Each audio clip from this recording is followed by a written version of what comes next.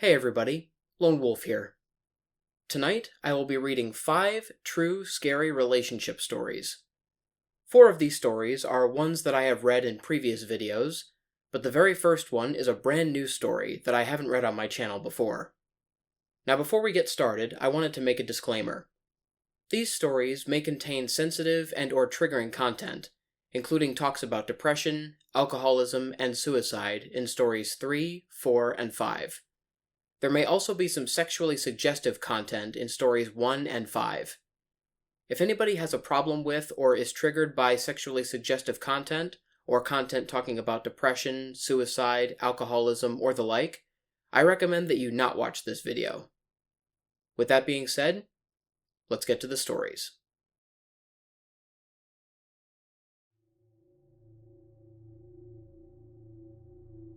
My husband dated a beauty queen title holder of a well-known pageant before me. They broke up long before we met. She was a statuesque blonde, very tall, a knockout in her day, in my opinion. This is somewhat important to the story, I guess. But, while she was a dazzling pageant winner on the outside, on the inside, oh boy. She could be charming and beautiful if she needed to be, but mostly, she treated people around her terribly, including my husband. He eventually got fed up with her and broke things off, but she never went away. She would continue to call and email repeatedly, even after my husband and I met. If anything, her calls increased at that point. She would call over and over again, day and night, even after my husband, then boyfriend, blocked her number. She would ask for money and threaten to go to the police, claiming he abused her if he didn't give it to her. He obviously didn't give her anything, and this made her very upset. The threats increased and became more malicious, but when that didn't work, she would switch tactics and try and sweetly ask him for help with certain projects she was trying to get off the ground, or more accurately, have him do the work for her and she would take the credit, with the promise that if he did just this one last thing for her, she would go away. He of course never replied, so she would go back to being malicious. Any tactic for attention, or for what she really wanted. Money. My husband was terrified, because, of course, while he never did anything to her, it would be her word against his, and he was terrified of ruining his reputation and career. We unfortunately ended up at an event that she also attended. She had been waiting for us to arrive, and had placed herself near the entrance of the event.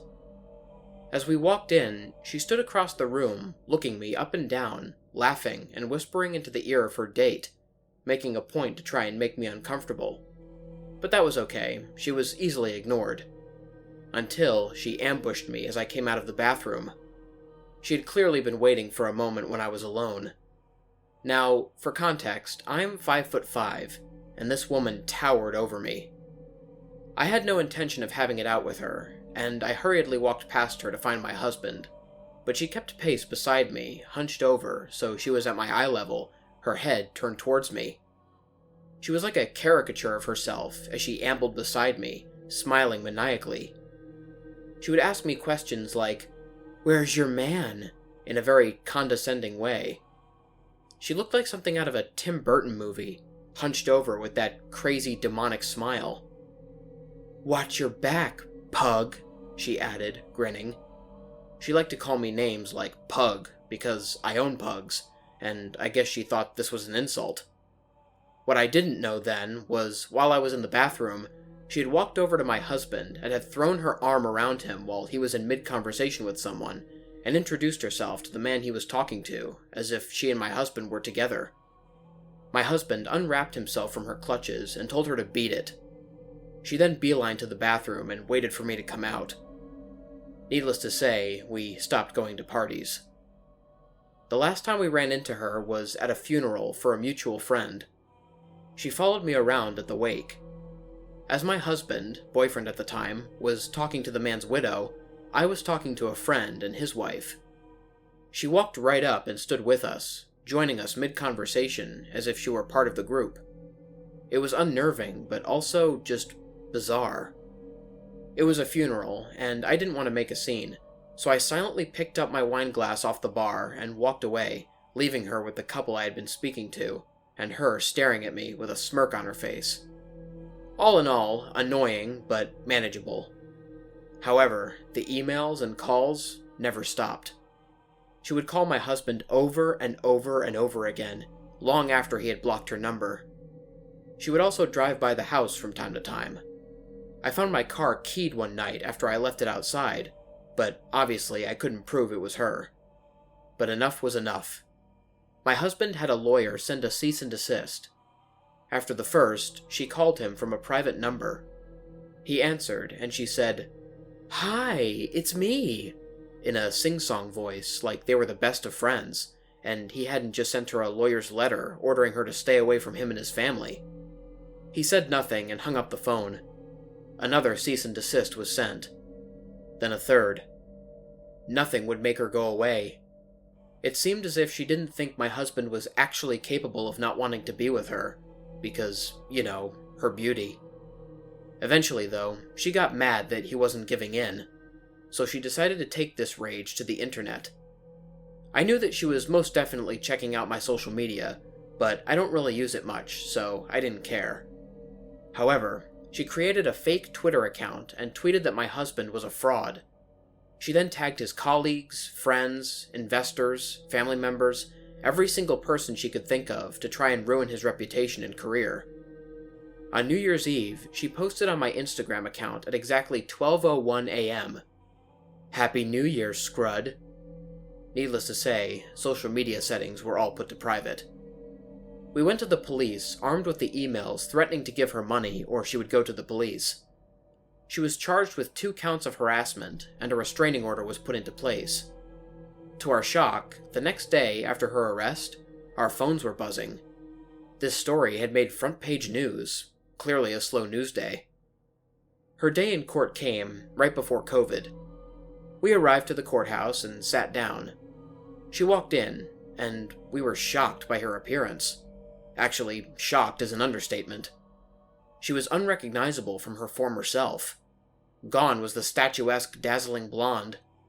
She had apparently shaved her head and was wearing a short, ratty brown wig. She had gained about 80 pounds, give or take, and was now sort of hunched. With her height and new girth, she looked like a linebacker. To add to her new look, she wore a bulky brown men's overcoat and a scarf tied over her wig, like a babushka. My immediate thought was, well, her outside now matches her inside. But it was her eyes that I noticed the most. About a year earlier, we had shown a photo of her to our kids, so that if she ever approached them, they knew to run. At the time, my son, who was young, commented that she had mean eyes. Maybe it was that she had changed so much physically, but her dark eyes had narrowed into deep, black slits. As she scanned the courtroom and saw us in court, she would turn around every so often to look back at us and glare. She would then whisper in her lawyer's ear and laugh as if she were having a grand old time. She had a pair of big, round, cheap sunglasses that she would put on and take off intermittently. When she addressed the judge, she put them on, and he asked her to remove them. We thought that she was putting on a brave face and treating it all like a joke, but we were about to find out that getting arrested wouldn't slow her down. The restraining order didn't seem to faze her at all. If anything, it angered her more. From then on, every single day, she would post from multiple fake social media accounts, posting photos of myself and of my husband. She would put up my husband's photo with the caption "pedophile" or other terrible names that included racist and transphobic comments and captions. To give you a slight idea, she posted altered pictures of my husband, photoshopped to look like he was wearing heavy makeup, and referring to him as a pre-op transgender. She posted altered and unflattering photos of myself, calling me old and ugly, and those are the G-rated ones. Now, I am no beauty queen myself, I know that. The name-calling, while obsessive and gross, wasn't what bothered me most. Although, I'm not gonna lie, seeing hundreds of photos of myself on her fake Twitter account calling me ugly and obsessively pointing out every single perceived flaw did succeed in getting me down at times. Now, you might be asking why I kept looking. Because it was like getting a glimpse into her unraveling or already unraveled mind, just in case it was a clue of what she was capable of or thinking of doing next. Because it wasn't her insulting posts that fazed me. What bothered me most were the sinister captions. She would post things like, "Keep an eye on your kids because I'll be watching. Why don't you plant some flowers in your front yard? Be good to your kids because you never know what could happen. How was your Uber Eats order?" She would post pictures of me with an arrow directed to my head, which I perceived to be a gun to my head. She posted pictures of my husband's workplace, which she wasn't allowed to be within 2 blocks of in accordance to the restraining order, but the police said that this could just be a picture she took from the internet. She posted Agatha Christie quotes like, "Every killer is usually someone you know well," or "Your end is near." The banner picture on her Twitter profile was taken from a movie poster and said, "Stalker," like she was in on the joke. We called the police again, but they said there wasn't anything they could do since she didn't explicitly tag us. I took screenshots of everything. Many of her posts were nonsensical, but most were photos posted of us on this fake account, all altered with derogatory or ominous captions. But we couldn't get her to shut down. I became anxious any time my kids were outside shooting hoops in the driveway. My elderly mother wouldn't take the baby out in the stroller. She was too scared. It affected all of our lives. Life became dramatic. Ex-beauty queen would taunt us with comments like, "Catch me if you can." She posted close-ups of her dog's genitals, or a piece of her dog's droppings with my name beside it, the implication obvious. It bothered me that she now had a dog, since I didn't think someone like her was capable of caring for anything living. Then the calls started up again, this time to our home line, and yes, we still have a home phone. She would call us derogatory names or say things like, "Karma will get you," and then hang up. Sometimes she would do these weird, chant-like calls, as if she were reciting a spell or something. Sure enough, she posted pictures of a pentagram and candles as some sort of altar, with the caption saying, "Ring ring." Then, finally, the police asked us to come in and give video statements. We gave them a drive containing thousands of screenshots of posts she had made. They arrested her again and charged her with 2 more counts of criminal harassment. My husband was angry at this point, but as Mama Bear, I just wanted to get this over with. She mentioned the kids frequently and ominously many times in her online rants, also calling them rude names, which I won't repeat here because these are the things that upset me most. The judge also issued a social media ban for her. By the time she was rearrested for the 2nd time, her fake Twitter account, which was literally mostly insults or references to my family, had 16,000 tweets in a 3-month period. She had no followers, so they were just to herself. Even though she was rearrested, we were all still on edge. Things have quieted down tremendously, but I still get follower requests that I believe are her. I kid you not, I feel weird walking into my kitchen at night to make a sandwich, feeling creeped out that she might be outside, watching. I put nothing past her, as nothing is more dangerous than a desperate woman who has nothing to lose, which, by the way, was one of the quotes she posted. I don't know what's wrong with her. I believe, from what I've researched, that she is a malignant narcissist. Perhaps some other mental issues are at play here as well, but I can say that she was a terrible person long before she decided to try and make our lives miserable. Crazy beauty queen turned stalker, I would love nothing more than to never meet again. But if going to court helps you stay away from us forever, then bring it on. As an aside, I wanted to mention that we heard from a reliable source that after my husband broke up with her, she allegedly became known to the police for other reasons.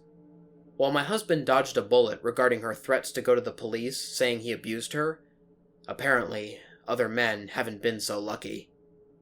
Since I can't post pictures, I'll leave you with one of her posts. One that may not make much sense, but to us, it was a statement to let us know that she enjoys this drawn-out court process. Many of her posts are in her native language, so this is translated. Violent women, and the cruelest, never answer questions. They like to continue the misunderstanding indefinitely. So I seek to contact people only in order to torment them. My cruelty is my last attachment to the world.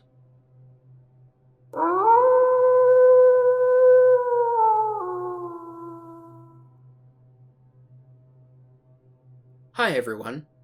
I posted about my family's experience with my husband's crazy beauty queen ex. It's been a few years now. I wasn't going to post an update because I wanted to let sleeping ex-beauty queen stalkers lie, but I still get a ton of messages asking how things are going, so I figured why not. We feel more protected now that it's over. Thank you again for all your kindness and support. So, to recap, my husband dated a beauty queen of a well-known pageant before we met. Once we started dating, she went nuclear, and it felt like we were living straight out of a Stephen King novel. It was a scary and stressful time, to say the least. I'm sure it would give her great satisfaction to know that she affected our lives in such a negative way. Let me start off by saying, the court process is long. It took years for our problems to be resolved. During that time, she had to live with an assurer. For those who don't know, because I certainly didn't, the assurer has to front up the bail money, which was over $1,000, but under $5,000 in her case, and have the defendant live with them while they're out on bail. Her initial assurer was her mother, but after she was rearrested for continuing to harass us, the judge said that she had to have a new assurer, since she kept breaking the law under her mother's watch. Since COVID, everything is done via Zoom and a virtual courtroom. There have been a few court dates during the past few years, but only her lawyer was present. These court sessions were basically asking to defer, etc. It was all very long and drawn out. The last court date was last August of 2023. I was curious as to what she looked like now, and to have this finally behind us. Finally, she appeared in the virtual courtroom. She was no longer wearing the wig. It looked like she had some real hair. It was short, brown, and pinned straight. She was the same weight as I had last seen her in person, and she was wearing a long, white coat of some sort, almost like a lab coat. No makeup. She was completely scattered, couldn't get her Zoom to work, wouldn't come into focus in the meeting, even though the judge repeatedly asked her to be visible during the proceedings. She of course didn't listen to him, and kept going out of sight. She had the San Francisco Bridge as her Zoom background. Anyway, it was a gong show. But in the end, the result of this last court session was that she didn't plead guilty or not guilty. Instead, she was able to agree to certain terms, or risk being arrested again. To be honest, I found it slightly confusing, but at least it was officially over. The most interesting part for us was, after the virtual court proceedings were finished, the judge told us we could switch off our cameras. We did, but she didn't. So my husband and I watched, fascinated, as the judge presided over other virtual cases, and she, on mute, sat on a chair and called someone on her phone. She began crying, then laughing hysterically, then crying again, but looking into the camera the entire time. I couldn't tell if this was accidental or not. Was she trying to gain some sympathy, or was it an honest mistake? We'll never know. Either way, karma has caught up with her big time. We know from one of the bail variation requests that she lives in subsidized housing. I haven't seen her in person since the original court date back in February of 2020. I received quite a few messages from people who knew who she was and said they had run-ins with her, specifically one person who claimed a family member had been scammed out of money by her. That's all there is to tell. Our lives have moved on, and I'm happy to report that no news is good news. I'll always be extremely cautious about my social media settings, but I don't think about her anymore unless I get a request for an update, etc. Thank you again for your messages and for all the support. And to the crazy ex-beauty queen stalker, let's never meet again.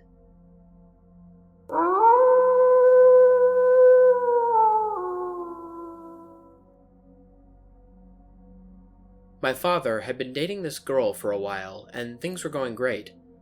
She met us a few times and got along well with my sister and I. Eventually, my father asked her to move in with us.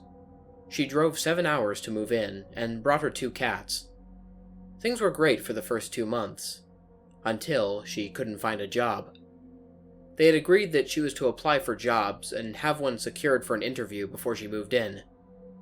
She moved in on July 2nd. She didn't have a job until late January. I, being fresh out of high school with no experience in a job setting, was able to get a job before her. This caused my father to have to cover her car payments and insurance. This set us back financially, but we were okay. Then October came, with the discovery of a full year's worth of text messages between her and a friend of hers named Jared, all taking place when my father and her were dating, and all while she was still living in her hometown. These text messages were laced with him coming over and giving her nighttime love-ins, as well as inappropriate pictures. My father confronted her about it, and she denied it, saying we just didn't understand her friendships. My father let it go, since they hadn't messaged each other in weeks. Small arguments pop up here and there, and she starts sneaking money out of my dad's wallet at night to go buy cigarettes. This may only sound like a small amount, but it was a nightly occurrence. This set us back financially as well. Their arguments mainly consisted of her lying about something and not admitting it, or her doing something stupid and not apologizing. Things got worse as Christmas came.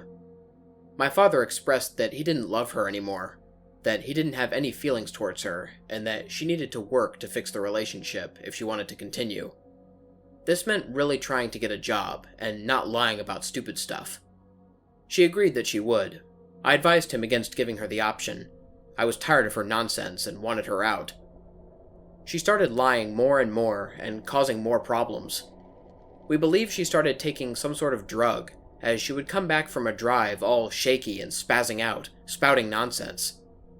She came after myself and a friend of mine during one of their arguments, to which my father responded, "Pack your things and get the hell out of my house! How dare you go after my kids!" Telling her to get out and leave was a regular occurrence in their fights, but she never took the hint. She was abusive emotionally to everyone in the household, especially my father, reducing him to tears once when he found out that she had been receiving $1,000 a month from her mother, which would have had us staying up to date on rent payments. We have no idea what she did with the money. No matter the situation, she would try and twist it so that she would be the victim. Even calling my father once, asking for second opinions on the party of persecuting Martha. Nothing is ever her fault, and it's always a misunderstanding. Then she started smoking in the garage. The door from the garage into the house is right across from my bedroom door, which is always open because our cats like sleeping on my bed with me. I have asthma, and I've woken up coughing and smelling cigarettes multiple times in one night because of her. She's driven recklessly with my little sister and I in the car before, and I told my father what happened. When my father confronted her about it, she said that I was over-exaggerating, that driving in the dark freaks her out, that my sister and I, in our "it's too early for this, I'm gonna sleep and listen to my earbuds" state, were stressing her out.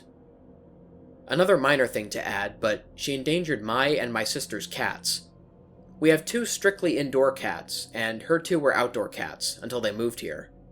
Her cats have taught mine how to sneak out of the house when the front door isn't latched. Now, for context, we live right across the street from a huge lot of desert, and we hear the coyotes every night. She leaves the front door open constantly when she comes back in from smoking, and she's let my cats get out at night before, multiple times. After she finally got a job, she didn't want to contribute her fair share of the bills. My father asked her for half of her paychecks every 2 weeks. She claimed that it should be only 25%, because there were 4 people in the house. My sister and I are only there on the weekends, as we go to school outside of town, about an hour away, and stay with other family during that time. She also apparently wasn't paying her car payments after she got her job, as she got a repossession notice, which she hid from my father. Finally, after financially wrecking us, abusing my father emotionally and financially, endangering myself and my sister, doing drugs, taking money, stealing things from my room, endangering my cats, and many other things, my father gave her 2 weeks to move out. She moved out a couple of days ago. She originally left her cats, but failed to pay my father the $350 she owed him, so he said that he would be taking care of her cats until he got the money. She flipped and bursted into the house while I was there alone, saying horrible things about my father and that her babies weren't safe here. When I called her out for not paying the money and everything mentioned above, she told me that I was, quote, sipping the effing Kool-Aid. I wish I was joking about this. I finally just shut my bedroom door and started sobbing because I couldn't handle this. She came after me by banging on my bedroom door, saying how horrible I was and that I just slammed the door in her face. I called my father on my phone on FaceTime and opened up my bedroom door. She immediately bolted into the garage, and I followed her, while my father was screaming at her to give me her key to the house. She ran past me screaming nonsense and went back into the living room. I finally had enough at this point, and with my dad on the phone, I let her have it. I was yelling and screaming and cursing. I was mad, and there was just nothing for me to lose at this point. Finally, I told her to get the hell out of my house. She grabbed her cats by the scruff and ran out of the house. I worry for those cats every day. I loved them dearly, and they became such huge parts of our family. I hope nothing but the best, comfy, loving lives for them, and the most painful existence for her.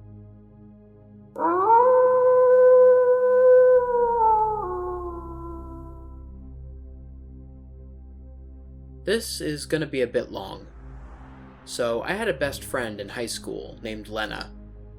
We were friends for about a year and a half, and we would spend almost every weekend at her house, listening to music, watching scary movies, and gossiping. She was just a little bit crazy, the type of girl to catfish people and beat up her boyfriend's exes unprovoked, and yes, she actually did that once. I say we were best friends, but actually it was more like I looked up to her, and she liked that she could boss me around and hang out with me whenever she pleased. She was extremely manipulative and two-faced. She had a hobby of being nice to girls at school, and then going on their social media and making fun of everything they posted. She would also befriend people just to get information from them. When we were friends, Lena was dating this guy named Nolan. They dated for about a year and a half, and had a lot of trouble in the last 6 months or so. He would go out drinking most weekends, and she would cry in the middle of the night and blow up his phone, yelling at him and making him feel guilty. She was borderline psychotic when it came to his exes, or the girls he was friends with, and they just weren't really working out overall, but they stayed together anyway. At some point, Nolan got Lena pregnant, and one of Lena's other friends, whose name was Autumn, became pregnant at the same time from the guy I was in love with. Naturally, I wanted nothing to do with Autumn, but because they were pregnant together, Lena started hanging out with Autumn most weekends and neglected our friendship. After about a month, I became fed up with it and started ghosting her. At first, she tried to apologize, but I was not having it, since the other girl was dating the guy I had been in love with for 2 years, and I was jealous and childish. So eventually, Lena got mad at me and stopped trying. A few months went by, and Lena had the baby. Nolan and Lena stayed together to take care of their son, but their relationship was absolutely horrendous at that point. Lena cheated on him, and Nolan decided that he wanted out of the relationship, but continued to see his son and buy things for him.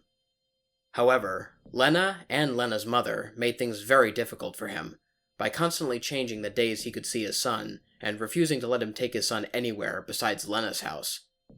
Lena's mother would also throw out Christmas presents from Nolan, ignore his phone calls, and eventually told him he wasn't allowed at the house. Nolan begged for months to see his son, but it was clear Lena and her mother didn't want him in the picture. Nolan offered to pay child support, but they didn't want that either. They just wanted him gone. Eventually, he stopped trying, and apparently even that wasn't what they wanted. Lena took to social media to talk about how Nolan was a deadbeat. She told everyone she knew that being a single mother was really hard, and the baby daddy refused to take care of his kid. About a year after they broke up, I met Nolan in person. We had been talking online for a couple of months about Lena. We had shared stories about her crazy meltdowns and her manipulative tendencies. We also talked about the time he came to her house while I was there, and attempted to scare her by jumping out when she went out the front door, but instead accidentally jumped out at me. He thought it was the funniest thing ever that my face stayed stone cold, and I just said, "Sup." We had a similar sense of humor, and at the time, I had no one. I had just come out of one of the worst depressive episodes of my life. It had lasted for a good year, and I had dropped out of school, been doing drugs, isolating myself for weeks at a time, and even considering suicide. He was the one to help bring me back from the brink. He was kind, and he was my support system. We were just friends at first. When Lena caught wind of our friendship, she reached out to me. At this point, we hadn't been friends for a year and a half. We caught up and talked about what had been happening in our lives. She asked what was going on with Nolan, and I told her we were just friends. Everything seemed fine at first, but then her behavior became more erratic. She would randomly block me on social media, and then unblock me a month or two later. Sometimes we would talk, like, "How are you? Everything good?" And then the next day, I'm blocked. At one point, I asked one of her friends to get her to tell me why she was doing this, because I was confused. So she unblocked me, and told me that she was salty about the situation with Nolan, and the fact that I was friendly with him.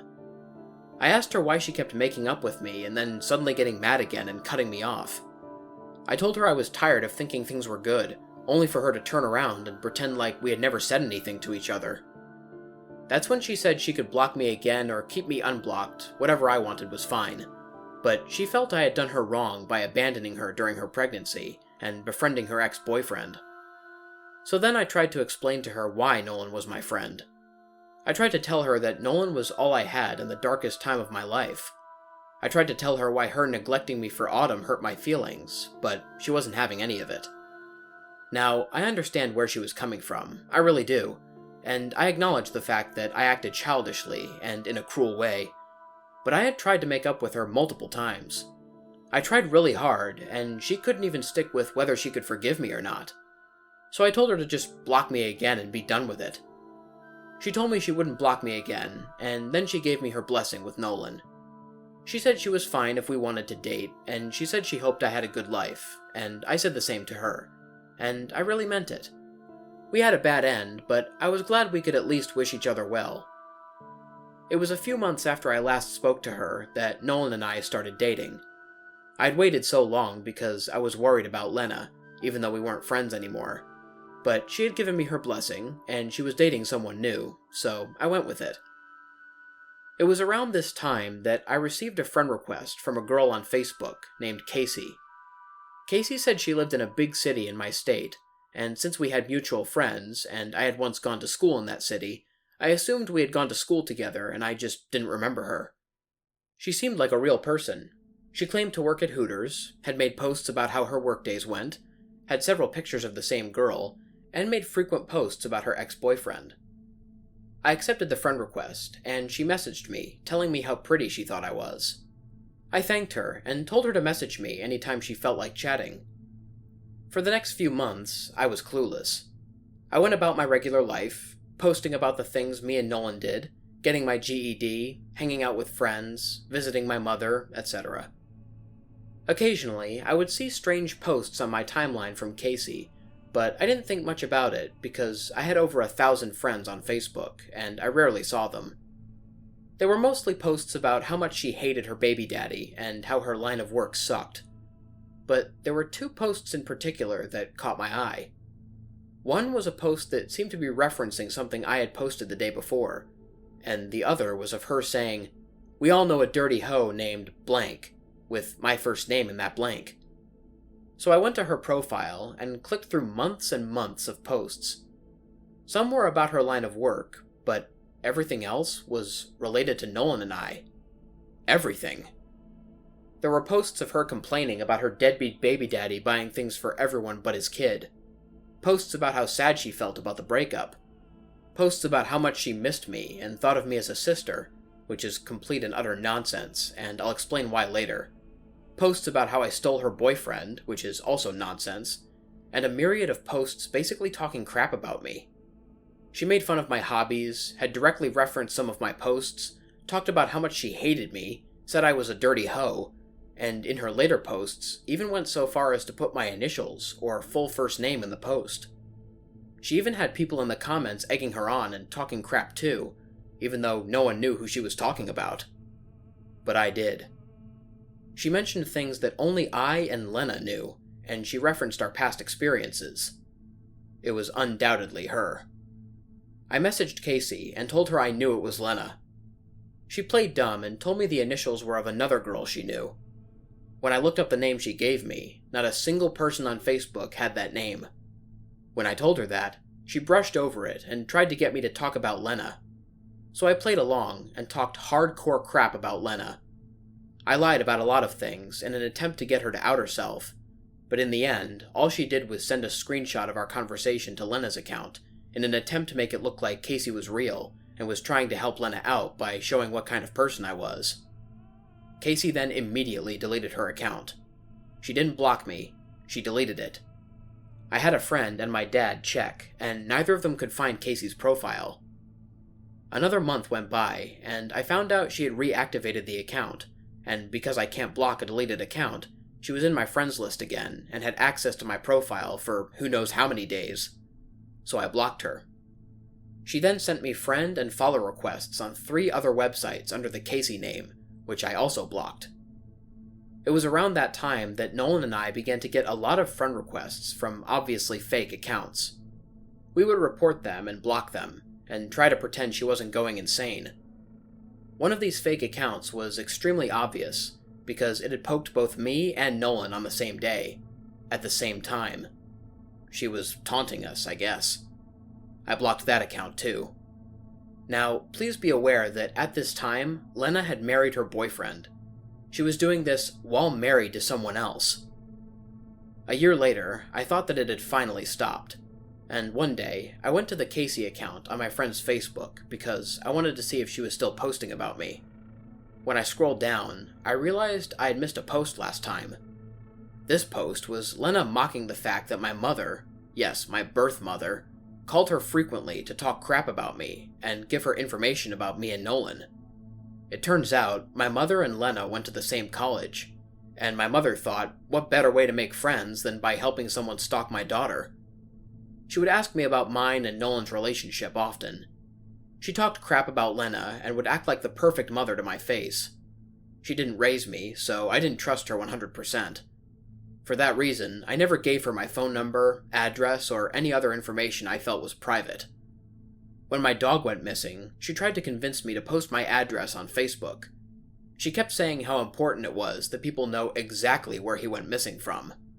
Thank God I didn't, because I might have woken up to Lena punching my head in, or worse. For a while there, I was legitimately paranoid. Every time I went to the store or went outside, I was watching my surroundings closely. Because if Lena was willing to beat the crap out of a girl Nolan had dated for 3 weeks, unprovoked, what would she do to me if she saw me in public? Would she kill me? I had never met someone so obsessive.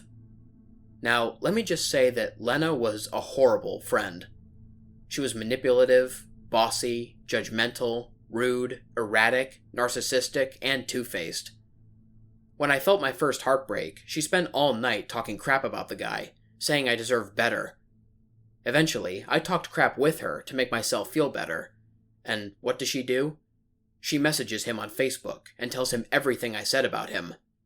She guilt-tripped me about having other friends. She convinced me to abandon one of my friends just because she didn't approve of her. She would ignore me when there were other people around. If I complained about anyone, she would go tell that person what I said, even if she had something worse to say about them. She would go through people's Facebooks and laugh at them and talk about how dorky they were, and not in a nice way. In a, this person is scum for being a bit dorky kind of way. She would make me feel ridiculous for liking the things I did, and I never felt like I could be myself around her. It amazes me how many people Lena has manipulated. Even her poor husband probably doesn't know she was a stalker. So, yeah, there you have it. Lena cyberstalked me for 2 years, and if I had given my mother my address, it might have become actual stalking. She hasn't been trying to stalk me for a while now. I cut my mother off and deleted all but 40 people off of my Facebook, and made all my social media accounts private to keep this from happening again. I'm hoping I won't ever hear from Lena again. The last obvious sign I've gotten of her still trying to stalk me is a fake account that sent me a friend request about 3 months ago.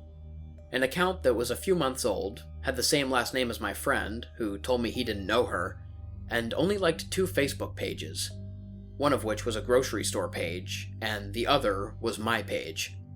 My obscure Facebook page. My page that has spaces in between the letters, and Japanese letters in the name. My page that you have to either know the exact name of, or have a link to find. My page that I had already had to ban Lena and Casey from because both accounts also liked it. Sometimes I wonder if Lena is even trying to be secretive, or if she's just stupid. At least her attempts are few and far between now, so I don't consider her to be stalking me anymore. Anyways, if you finish this, sorry for such a long story. I was young when all this stuff happened, and I made some really dumb choices, so go easy on me, please. I know I'm not 100% faultless in this, and yes, me and Nolan are still together, and we'll be celebrating our 4-year anniversary in a couple of months.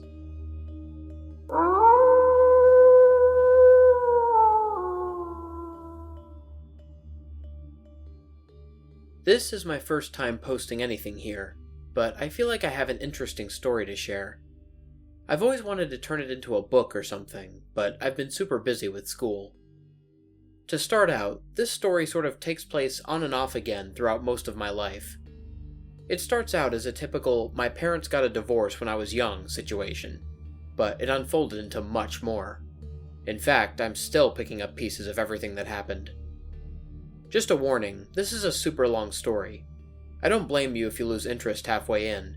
There's a lot of backstory that I feel is important to understanding what happened. As it stands now, my father is dead. It was ruled a suicide, but I think that was only half of what happened. I'll talk about everything that led up to this, but more importantly, I believe that Mary definitely had a hand in what happened. My mother and father divorced when I was around 4. Almost everyone I know has gone through some sort of similar situation. I have 2 brothers, one older and one younger. We saw him about every other weekend, he paid child support, you get the gist. One weekend visit, my father introduces us to a woman he's seeing, named Mary. Her eyes and hair are dark, and her skin is pale. She had an obsession with the color red. Something was immediately off to me, but I didn't really start to know what she was capable of until later. I didn't know it at the time, but Mary is one of the main reasons my parents got divorced. My father cheated on my mother with her. He met her while he was working as a waiter at a Red Lobster. When he moved over to his career at a casino as a slot machine repairman, she followed. Mary would follow my dad anywhere. They got married pretty quickly after my mother and father divorced. I never even knew there was a wedding until later. My mother hated her, but she never badmouthed my father or Mary in front of my brothers and I. She felt that it was important for us to make judgments for ourselves, even if this woman was part of the reason her marriage was broken up. We continued to visit what was now Dad's and Mary's house on our scheduled time with Dad. I always associated their house with red. Their house was always decorated with strawberries. Mary liked red sheets, and she had red sweaters and red pants. It was a little weird. Mary was just unnecessary drama for a while. Things like buying us toys that we could only keep at Dad's and Mary's house, or saying that she and my father wanted to get custody of us instead of my mom. I feel like these things were harmless in a way. Every divorcing couple probably has some sort of variation. Things carried on like this for a couple of years. We would have a special variation of Christmas or Easter or whatever, aside from what we celebrated with my mom. I was about 7 or 8 when I remember the first incident that confirmed that I knew this wasn't right. My little brother was a super curious child, and at the time, he was about 4 years old. He had scooted a dining table chair to the fridge to get to a cereal box on top, and when he reached up, he pulled down a handgun instead of the cereal box. I panicked and got my dad, who acted really funny about it. My memory is fuzzy, but I remember going home early that weekend. My dad didn't know the gun was there because it was Mary's. It was at this point that my mom started to have trouble with us going over there. My father got worse about being able to come pick us up. He was unreliable for the most part to begin with, but I know that he was 10 times worse when he was with Mary. My mom told me later, when I was much older, that Mary called our house around the time of the gun incident and said, "I want your life." Now, my mother is a really tough lady. She grew up in East LA in California, but hearing this scared her, and she was going to get a restraining order very soon. I guess what Mary meant was that she wanted my mom's stability. Even as a single mom with 3 kids, she was doing very well for herself, and she was even dating. But even so, How long had she been obsessed with my mom before she and my father even got divorced? What did that even mean? Not long after the phone call, my mom heard her car being smashed into one night. Somebody had taken a brick and smashed the driver window. Nothing was taken. We had no way to prove it, but I just know it was Mary. My dad and Mary had a baby, and they named her Madison. I only remember holding or playing with her for so long, and I can't imagine all the crap she's been through. My mom met and married my stepdad pretty soon after that, and they decided that it would be best to move to Florida. We had other family there, and there weren't that many jobs where we were living in Tennessee. I don't remember any problems at all when we were so far from my dad and Mary. We stayed there for about a year, and then we moved back to Tennessee. My stepdad was able to get a better job again, and we were closer to my mom's parents. This is when the phone calls start. As soon as we moved back, we would get phone calls where someone would just listen for a few minutes, and then hang up. The numbers were always blocked, but I'm sure it was her. She always knew where we lived because we started seeing my dad again. The calls continued for years. It became like an inside joke for us. We all knew who it was, but there wasn't anything we could do about it. My father denied it. Anytime I asked him about it, he took her side. We fell into this thing where my mom was the bad guy, and anytime I questioned my dad and Mary's behavior, they were certain that my mom was putting me up to it. Things escalated one night when my dad came to pick us up for a visit. My mom and Mary ended up getting into a fist fight, where Mary swung first and my mom punched her so hard she fell backwards. My brothers and I watched from the apartment we were living in at the time. Mom went immediately to the police, but my dad and Mary never even called. My mom didn't press any charges, and the whole incident sort of faded away. We ended up moving into a big house a while after that, where we still are today. Dad and Mary started to have problems and split up. I thought maybe she would be gone for good now, or at least gone for the most part, but she never really went away. My dad started to become a person we could somewhat rely on again when she was gone. I got to know my little sister more, the baby they had, and things were pretty good. She started coming around again, though. Whenever she was with my dad in front of us, she would whisper in his ear. My dad would drink more. He became physically ill-looking and would start to gain weight. We could always tell when Mary was around because the difference was so drastic. He even officially divorced her at one point, but it was obvious that they still got together, off and on. My brothers and I went on with our lives, and we became too old for visiting the way we were. Whole weekend visits became just going to see my dad for an evening. The whole time, however, the phone calls never stopped. They weren't as frequent, but they were there in the background, like a reminder that she was always there, lurking. When I got into high school, visits from my dad just about stopped altogether. We usually talked on the phone here and there, and I saw him when I had major events, like a marching band competition, or a formal dance, or major milestones like graduating high school. It was pretty common to go for a while without hearing from him sometimes, and Mary was only a thought. I hadn't seen her in years, and I never saw her anywhere, at all. The phone calls had stopped, but only because we had gotten rid of the house phone. I was a freshman in college, and I remember it being right around Halloween of 2009. I was shopping with my aunt for some cheap decorations at the Walmart by my house. I saw a woman walking slowly behind us, and my aunt and I both did a double take. It was Mary, and she was clearly following us around the store. She looked like she was maybe 50 years older than when I last saw her, and her clothes were disheveled. My aunt kept elbowing me to go talk to her, because we weren't exactly sure if this was really her. It could have been someone who just looked really similar. I worked up the nerve and went up to her. "Is your name Mary?" I asked. "Yes, it is. Hi, Samantha. How are you?" Using my name like that really caught me off guard. She knew who I was and wasn't bothering to talk to me. She didn't even act like she was being caught. I asked her if she had talked to my dad lately because it had been a while since I had last heard from him. She swore up and down that she hadn't spoken to him in months, which I later found out was a lie. This was the beginning of my dad going missing. After I saw her, something happened, and it's hard to pin down what, but he completely disappeared. His cell phone was shut off, and when I called his work at the casino, where he had been working for over 15 years, they said that he was no longer working there, and couldn't tell me why. My mom, brothers, and I called the police to file a missing persons report. We didn't have to wait because it had already been several weeks since we last heard from him. They helped us make flyers, and we looked and asked all over. Everything led back to Mary most likely being the last one to see him. By the time we started talking to her, it was mid-November. My mom and I called Mary, and she would tell us that she had in fact seen my dad on the night after Halloween. She told us that he was making a noose, and this would be the last time anyone ever saw him. We honestly didn't know what to believe. My dad was an alcoholic, and it wasn't uncommon for him to say drastic stuff, but we never considered suicide. When we told the detectives what Mary told us, they had her come in for questioning.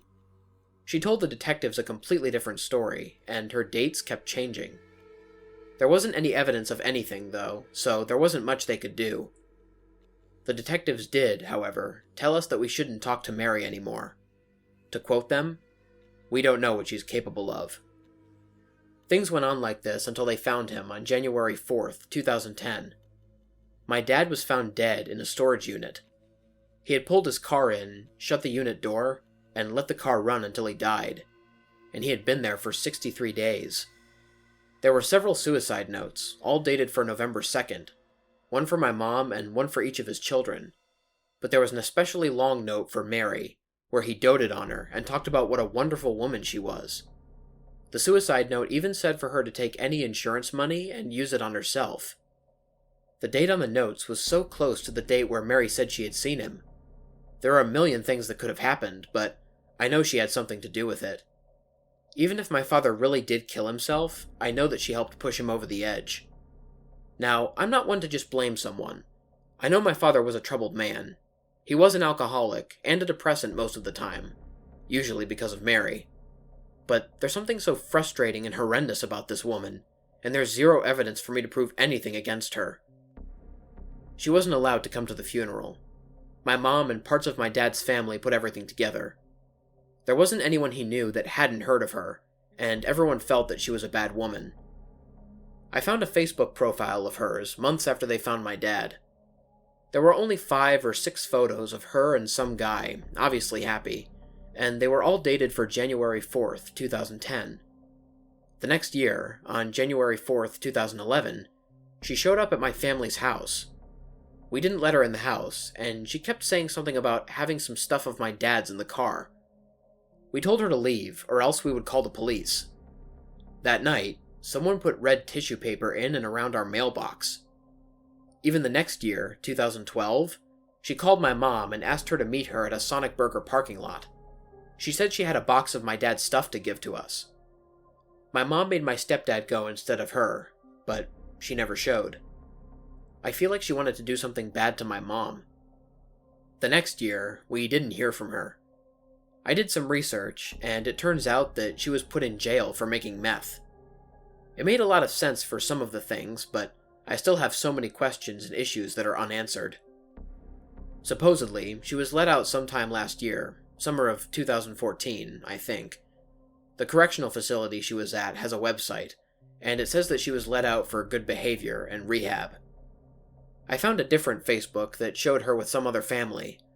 God help them if she's pulling the same crap as she did with mine. Today, I have no idea where she is, and until I can move far away, I don't want to see Mary ever again. Update. August 5th, 2015. I just wanted to update this while it's still fresh in my mind. My little brother received a visit from Mary in person. My little brother works at a video game store. It was around 8 p.m. last night, and Madison, Mary's daughter, came in to buy a video game. My little brother was shocked, and he didn't recognize her. She introduced herself, and my little brother couldn't do much in the moment. She asked for his phone number, but my brother didn't end up giving it to her because he had a weird feeling in his stomach. She took what she bought and left, and my little brother thought that that was the end of it. But, maybe 5 or 10 minutes later, in walks Madison again, with Mary by her side. My little brother immediately recognized Mary, and started to panic. Mary and Madison stood at the back of the store, whispering to each other. He said that they were both smiling the whole time, and a couple of times they giggled to each other. Mary then looked at him right in the eyes and started to head towards the counter my brother was behind. He said that he felt so angry and his heart started to race. Instead of trying to confront her, he walked into the back of the store and let his coworker ask if he could help her. Maybe 10 minutes later, she was gone, and his coworker told him that she left without asking for anything. My brother thinks that she was just making her presence known, and that she thought she could catch up with him like they were friends or something. I just know that I don't want this woman in my life anymore. I don't want her harassing my family members, and I want to move as far away as possible.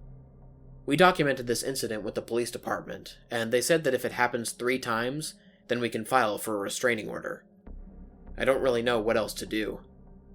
Anyway, I just thought this might be something you guys are interested in hearing. As much as I thought it finally might be over, she pops right back up again. It's not enough for her that my dad is dead. I guess she wants to have the last word. She always wanted to have the upper hand. But yeah, I'll keep everyone updated if I find out more.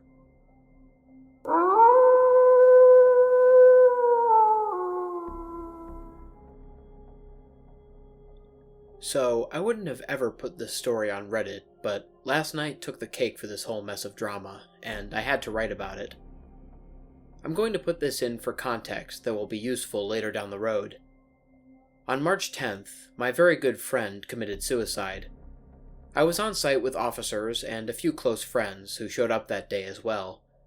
It was really rough for me and many others, and still affects me to this day. Now to the story. So, back at the end of October, beginning of November, I dated this girl named Tina. She was your basic white girl, loud, unfunny, and always on TikTok trying to do those dances. Our first date rolled around, and we went to our high school's football game. She wouldn't try to meet up with me at the concession stand because she was genuinely intimidated by me, for whatever reason. Then, all of a sudden, she basically wanted to be by me for the rest of the football game. She was extremely erratic in her behavior that day, and that should have been the first red flag for me. Later that night, I was texting her, and she pressured me into telling her about what happened to my friend and what it made me feel like. Now, normally, I'm a pretty open guy, but I just met this girl and didn't know what to think about her. But I eventually gave in and told her. Later that night, she started talking about how nobody would miss her if she was gone. I didn't know how to react, as my anxiety kicked in. I kept trying to tell her that people needed her, and soon, I told her I loved her as a panic response, as things ramped up in her behavior. This was the first red flag I noticed, but in reality, I wish it was the second, and I wish I stopped talking to her after that football game. But, now that I was believing that this girl was suicidal, I stuck with it. I played up an act of liking her for a few more weeks. My high school's homecoming was coming up, and I asked her to the dance. However, all plans almost ended right there, when she ran away from home in the middle of the night and had her friend text me about how she was going to kill herself. Things got real for me. I was so angry as I yelled at her over the phone, asking her to tell me where she was. I told her that I was going to call the cops, but she insisted that I didn't. I was going about 60 on every single road. She kept telling me that the cliffside she had been sitting on would be great for jumping off and killing herself with. My rage and fear stirred up so hot that I started crying and screaming. I went numb. I found her due to the fact that she was describing a woman who she thought was going to kidnap her, or something like that. In reality, it was just a woman trying to get an owl out of the way of her car. I slammed on the brakes as soon as I saw the woman and the owl, and jumped out of my car. I had tears in my eyes and rage in my blood as I begged this woman to help me find her. I soon found her as I saw her outline in the near tree line. I basically had to drag this 5'2" woman out of a ditch and put her in the back of my car. Immediately, she switched from being sad to angry and was calling me insane and kicking the back of my seat like a child. Later that night, I was talking with my mom. I was telling her that I wanted to break up with her, and I almost did. But I was completely terrified of the fact that if I did, she may end up dead. Needless to say, she was in my head. I constantly worried about her, and on top of that, She and her friends came after me to stir up more attention and drama, which they ate up like a pack of lions with their newly caught prey. Eventually, I did break up with her, as I was fed up with her behavior, and I built up enough courage to do it. I was happy for once, and she was not. I felt powerful and in control of my actions again. I even stood up for myself when she tried to pin me as a sex addict and abuser, which was far from the case, and many people can confirm it. I told her how manipulative she was, and how crappy her two-faced friends were. I told her how delusional her reality was, which went in tandem with a side conflict I was having with another friend named Griffin. It turned out, Tina and Griffin had not only been manipulating me and my friend group, but were having an affair and fooling around with each other while I was dating Tina. My friends and I decided to fully cut these people off. Griffin was gone from our lives, but Tina was not. She continued to send her goons after us and harass us. I was the main target, but my friend Anna took a beating too, due to the fact that she was the only other girl in the friend group. I had enough at this point, and told the principal about each incident in the hopes that Tina would be removed from the school. I told him I wanted her away from me and my friends, as the harassment became worse and worse.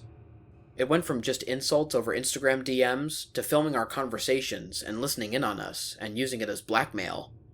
They even tried to tear apart a relationship I was in with this girl from my history class, Selena. The school didn't do anything but tell them to stop, and then told me to stop, which I have no idea why, as I wasn't doing anything in particular. I took that quote-unquote advice, however, and stopped. When she would harass us, I would just block her out, and if her or any of her friends harassed us in person, we made them out to be fooled, and soon they realized they couldn't get to us anymore. But then, quarantine happened, and things got bad. Harassment picked up again, as they knew their school career couldn't be put on the line anymore. I eventually got pictures of Tina and Griffin FaceTiming and sexting over it, as she flashed her private parts on camera. Needless to say, I was pretty disgusted. However, things slowed down as the 1-year anniversary of our friend's passing came up. I just hoped that it would be the end of it, as maybe a time of sadness would make them realize something. But it didn't. I got a text last night from an unknown number at about 1 a.m, telling me I was a disgusting person and looked gross. I kept asking who it was, although I knew deep down who it really was. They were insulting me, and I insulted back, showing that I wouldn't take their crap. I asked who it was again, and they said, "Someone who hates you." I kept going, telling them that I didn't even know who they were, and that they must be pretty miserable to be texting someone they hated at 1 a.m. They texted me saying, "I know who you are," and I asked, "Who am I then?" They then said my name, spelled perfectly, which is a rare occurrence, surprisingly. It's not even a hard name to say or spell. They then went on to say things like, "Why did you hit me? You ruined my life. People thought my parents were abusing me," and then immediately switched to how they loved me and wanted me to be their wife, and how I was all of a sudden gay. None of this made sense, and I was genuinely afraid, as the erratic behavior was pretty scary and concerning with some of the things they had said earlier. It soon turned for the worse. They were telling me they knew where I lived, and were describing my house in perfect detail. I grabbed a baseball bat that I keep next to my bed and ran downstairs and looked out the windows. It was pitch black, and my fight or flight instincts kicked in. As I stared out the window, trying to see any sort of shadow moving in the dark, my phone buzzed. They were in my backyard. I just texted calmly, but in reality, I was in a panic, and I ran to the back windows. Still pitch black, and our dim porch and backyard lights weren't helping much. The only thing I knew to do then was call the cops. 2 cars showed up at my house, and I showed the officers the texts. They asked if there was anyone who would threaten me, or anything I did to anyone in the past that would result in this, so I told them about my crazy ex. After the cops left, I got a text about how boring I was, and that they were blocking me. I wasn't sure if this was related to the cops showing up and making things lame for them, or because I started texting with no reactions whatsoever. But either way, things went too far. I'll continue to update the story if anything else happens, and hopefully, if something does happen, it'll be the end of this whole thing. Update. So, last night, my friend Anna received a call from Tina. It was very interesting. She talked about how she did anal with her boyfriend and sucked him off. My friend's response was sarcastic and saying, "Thank you for telling me," as she knew this wasn't true. Later, she received a voicemail calling her a fat cow and telling her to kill herself. I and my other friend Mark received calls and texts as well. Nothing harmful, just harassment. But we reported every single thing to the heads of our high school. Like I said, the next time things go down should hopefully be the end of it. And as a suicide survivor, and a school that dealt with 2 suicides last year, we know they won't deal with her crap, and will make an end of this. I'll update as things happen, if things happen. Update. Things did happen. I received over 20 Instagram calls, over 10 phone calls, and 5 voicemails from my ex. Slowed down my phone, and I was unable to do anything but let it ring. I wanted to tear my head off. Tomorrow, I'm getting the police involved again, and pressing charges.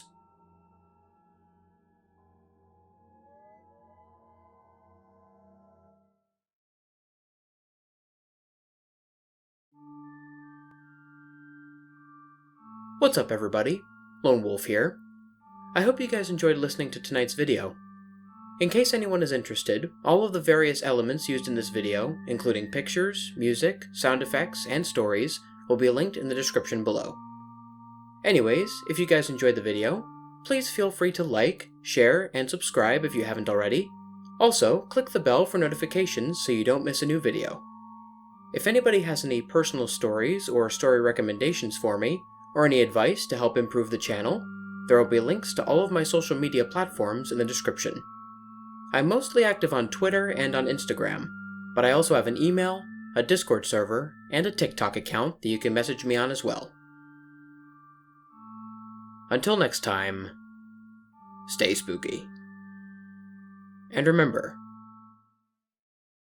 the hunt begins when the moon is full.